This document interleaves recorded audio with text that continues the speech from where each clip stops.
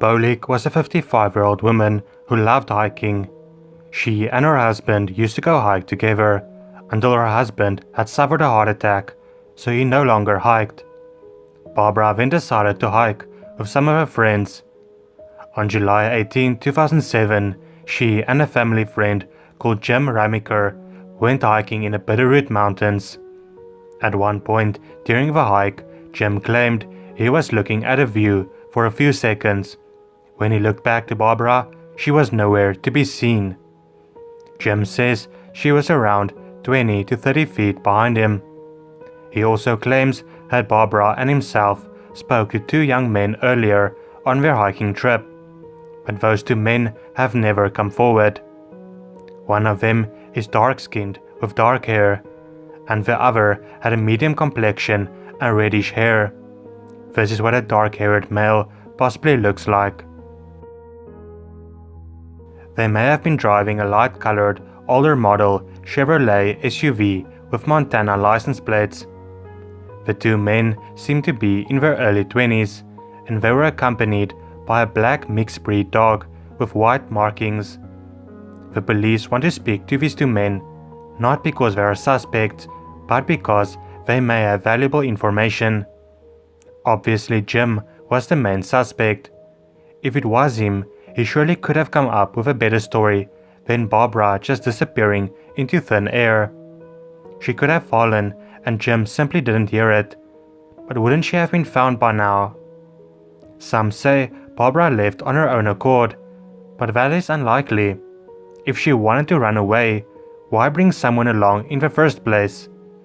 Far more likely is that someone might have taken her. Perhaps those two young men that never came forward. 12-year-old Garrett Bardsley and his father Kevin Bardsley was on a wilderness trip with Garrett's Boy Scout troop at the Winter Mountains in Summit County, Utah. On the morning of August 20, 2004, the two of them got up early to go fishing. Garrett got too close to the lake, and his shoes and socks got soaked. Garrett decided to walk back to their tent to change his shoes. Kevin kept his eyes on his son and reminded him which directions to take. After 20 minutes, Kevin got worried because his son hadn't returned. When he went to check up on him, Garrett was nowhere to be seen. The only evidence that was ever found was an ankle sock about half a mile from the spot where he disappeared.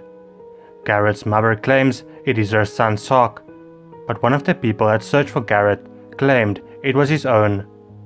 The local police believes that he got lost and passed away due to exposure. Kevin Bardsley has stated that he will never give up hope of finding his son. The area where Garrett disappeared has very rough terrain. The day he vanished, the temperature was near freezing and it rained and hailed. Garrett has light brown hair and hazel eyes. He has a small gap between his two upper front teeth. He was last seen wearing a black hooded Quicksilver pullover, sweatpants, a white t-shirt, ankle socks, and white Converse sneakers.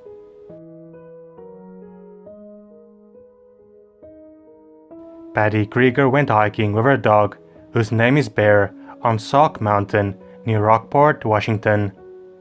They were accompanied by a boyfriend, Larry Lee Presley, and a few of his relatives. According to Larry and his relatives, they were on the mountain to spread the ashes of Larry's parents, who passed away a few months earlier. They say Patty and Bear took a different trail. They assumed the trails would link up. Patty and Bear failed to show up at the bottom. Instead of waiting, Larry and his family went to go buy food at a grocery store. 4 hours later they returned to the mountain and only then reported Patty missing. For some reason, Larry told the police they were Patty's family. This meant that Patty's real family did not get notified of her disappearance immediately. The next day, when she didn't show up for work, her boss notified her son Alan. Alan tried his best to enter his mother's house, but Larry wouldn't let him inside. It was noteworthy that Larry, who was a felon, had Patty's keys and driver license, and one of his friends had Patty's phone. Larry trashed all her belongings inside the house and drove her cars all around town instead of his own car. He and his family was also not cooperating. Less than a month before her disappearance, she told a co-worker she was scared Larry was going to do something to her. Patty's family still searches for her every day in the mountains. They are convinced that Larry had something to do with her disappearance. Richie Edwards was born 22nd December of 1967 in Wales. He joined the band Manic Street Preachers. Richie was initially their driver before he was accepted as a fourth member. On 15 May 1991, a journalist asked Richie about the band's authenticity and values. Richie responded by carving the words "for real" into his arm with a razor blade. He suffered from severe depression and was open about himself harming. 2 weeks before he disappeared, he started to slowly withdraw all of the money he had in his bank account. The night before he disappeared, he gave a book to one of his friends called Novel with Cocaine. He told his friend to read the introduction. The intro of the book details the life of someone who vanished. And that is exactly what Richie did on the 1st of February of 1995. He vanished. All of the signs point to him leaving on his own accord, but it's not impossible that he could have decided to end his own life. Jean Johnson was a 70-year-old widow from New Mexico. Her husband had passed away 8 years earlier in 2011. She still had her daughter, Heidi Johnson. On Sunday, May 26, 2019, Jean sent Heidi a picture of the dog she was watching for one of her friends. On Monday evening, Heidi tried calling Jean, but she didn't pick up. She tried again on Tuesday, but had the same result, which worried her since the two of them usually talked at least 3 times a day. It turns out she had reason for worry. The friend for who Jean had been dog sitting for called Heidi and told her that Jean did not drop off the dog on Monday like they arranged. Heidi went to her mother's house. The front door was slightly open. The dog was still inside and had a few accidents, indicating he hasn't been let out for quite some time. Jean was nowhere to be seen. Her only possession that was missing was her pistol.